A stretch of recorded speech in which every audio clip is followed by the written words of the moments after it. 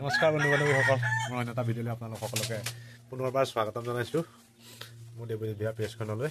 আৰু এতিয়া মই ঘৰতে কিছুমান কাম লাগি আছোঁ, কিয়নো আমি খেতিয়ক মানুহ, আমাৰ চাকৰি বাকৰি নাই। আমি কৃষিকৰ্মৰ লগতে জড়িত। কৃষিকৰ্মৰ লগতে যিখিনি কাম আমি ধৰক ফেমিলি, আমাৰ পৰিয়াল চলাবৰ কাৰণে যিখিনি আমাক টকা পইচাৰ প্ৰয়োজন হয়, আমি কৃষিকৰ্মৰ জৰিয়তে আমি গোটাব লাগিব। কিয়নো মাহেকৰ 30 তাৰিখ বা 2-3 তাৰিখলৈতো অপেক্ষা কৰি থাকিলে নহ'ব, সেইকাৰণে সদায় কৰিব লাগিব, সদায় খাব লাগিব। সেই উপলক্ষে ঘৰ বনালোঁ। আপোনাৰ আমি মানুহ থাকিবৰ কাৰণে নহয়, ইয়াত কিছুমান পক্ষী থাকিব, আমাৰ কুকুৰা, যেনেকৈ কুকুৰা, কয়লাৰ এনেকুৱা পুহিব পৰাকৈ দুখনি ঘৰ সাজিলোঁ। এখনি সাজি হ'ল আৰু এখনি এয়া বনাই শেষ হওঁ আৰু বেছি নাই। ওপৰত আপোনাক দেখুৱাম। আৰু আপোনালোকে যদি মোৰ ভিডিঅ'বিলাক চাই ভাল পায়, লাইক কৰিব, কমেণ্ট কৰিব, আৰু দেৱজিৎ ভিয়া নামৰ পেজখন ফ'ল' কৰিব নাপাহৰিব, আৰু লগতে শ্বেয়াৰ এটা কৰিব, যাতে বেলেগেও চাই ভাল পায় ভিডিঅ'খিনি। ব'লকচোন বন্ধু বান্ধৱীসকল, মোৰ ঘৰটো দেখুৱাওঁ আপোনালোকক কেনেকৈ বনাইছোঁ। আৰু এটা ঘৰ সম্পূৰ্ণ হ'ল, তাত কি আছে আমি আপোনালোকক এইটো হ'ল। এতিয়া আমি বনাই আছোঁ, বৰ্তমান বনাই শেষ হোৱাগৈ নাই। ওপৰত ৰেটিং লগাব আছে আৰু এনেকৈ বেৰখিনি দি হৈ গ'ল। আৰু এফালে চিলিঙি লগাই থোৱাহে আছে, বন্ধা হোৱাই নাই। এখন চিলিঙি আজি বনাই হৈছে, আৰু বাকী কিছুমান কাম আছে। ইয়াত পতিপতা মাৰিবলগীয়া আছে, আৰু আপোনাৰ দৰ্জা বনাবলগীয়া আছে। দৰ্জা চৰ্জা বনাই কৰি ৰেডি কৰিলেহে ইয়াত কুকুৰা ৰাখিব পৰা হ'ব।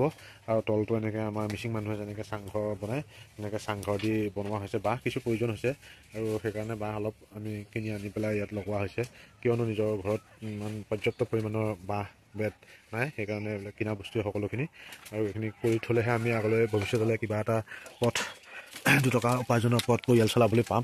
সেইকাৰণে আগতে পুৰণা ঘৰ আছিলে, পুৰণা ঘৰখিনি পুৰণা হৈ গ'ল, আৰু ইয়াত অলপ সৰহীয়া কাৰণে ৰাখিব দিগদাৰ হৈছে। মাটি হয়, ইয়াত হেঁপা, নেউল, কুকুৰ অলপ দিগদাৰ কৰে, সেইকাৰণে চাংঘৰ বনোৱা হৈছে।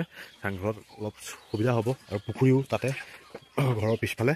আৰু বাকীটো আপোনালোকক দেখুৱাম ব'লক।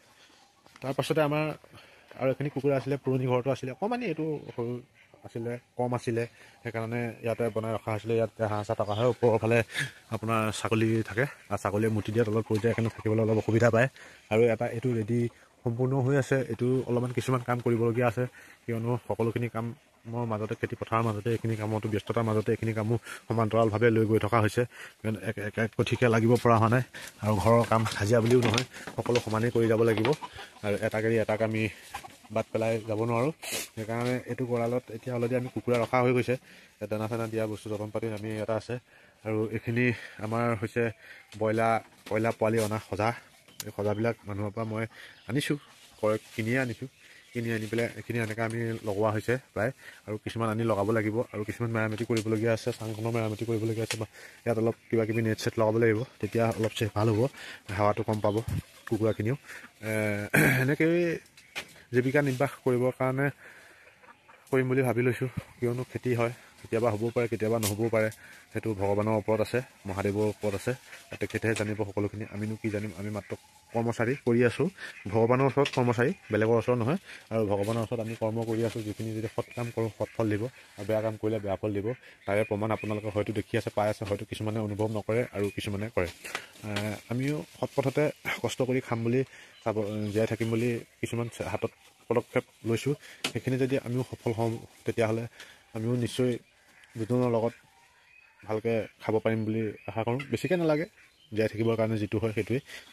পৰিয়ালটো চলাই ল'ৰাৰ পৰা ধৰি ধৰক আমাৰ সতি সন্তান, মা দেউতাক সকলোখিনিকে খাব পৰাকৈ দিলেই আমাক যথেষ্ট, বেছিকৈও নালাগে। আৰু পুখুৰী আছিলে, সেইকাৰণে পুখুৰীৰ ওপৰতে আমি এতিয়া চাংঘৰ দুটা ঘৰ বনোৱা আছে। আমি ককাই ভাই দুটা পুখুৰীৰ ওপৰতে দুটা চাংঘৰ, দুফালে দুটাই প্ৰতিপাল কৰিব লাগিব।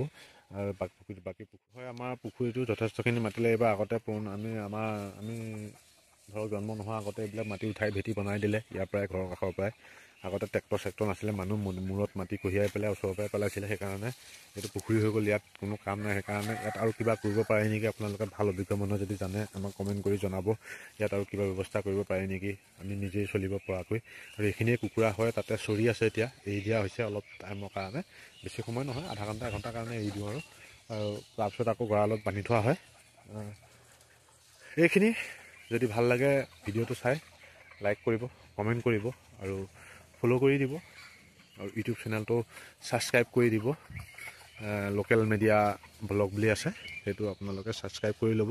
এনেধৰণৰ গাঁৱৰ ভিডিঅ' আমি গাঁৱত কেনেকৈ জীৱিকা নিৰ্বাহ কৰিব পাৰোঁ তাৰে কিছুমান ভিডিঅ' আপোনালোকক যোগোতাই আমি দিম বুলি ভাবিছোঁ। যদি আপোনালোকে সঁহাৰি জনায় আমি আগলৈ আৰু ভিডিঅ' প্ৰস্তুত কৰি দিম বুলি আশা কৰিছোঁ। ধন্যবাদ। জয় অসম।